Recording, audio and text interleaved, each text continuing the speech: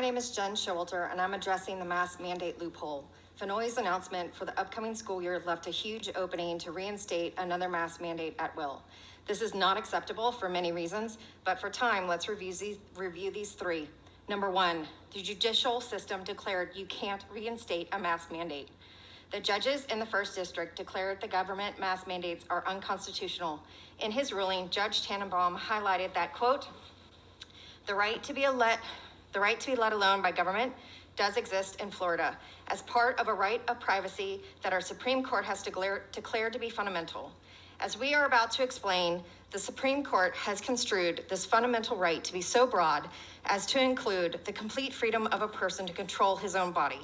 Under this construction, a person reasonably can expect not to be forced by the government to put something on his own face against his will, unquote. Tannenbaum's assertion echoes the right of privacy in the Florida's Constitution's Declaration of Rights. Though we are not part of the first district, this ruling sets a precedent for the entire state.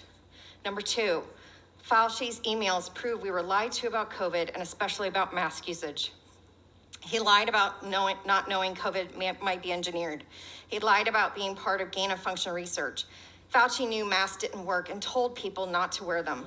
He told a medical school dean not to mandate masks and said, quote, the typical mask you buy in the drugstore is not really effective in keeping out the virus, which is small enough to pass through the material, unquote.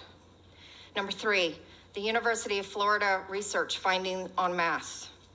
Parents sent 6 masks to the University of Florida's Mass Spectrometry Research and Education Center for analysis. The masks were either new or freshly laundered and then worn 5 to 8 hours at school.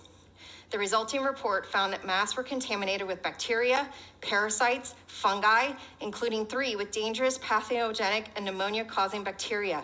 No viruses were detected. Tuberculosis, meningitis, diphtheria, and more, on the other hand, were found.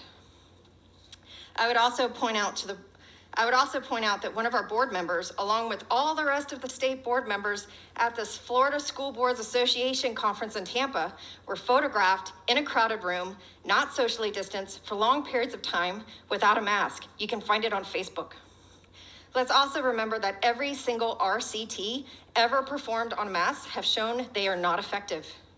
Your mandate was the parents' equivalent of Pearl Harbor. We were like 1930s America, too trusting, asleep, and willing to stay out of the fight. Not anymore. Parents are not going to back down. We will not forget come elections.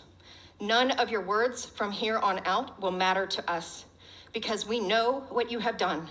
We know how you have voted, and we know it goes against our rights.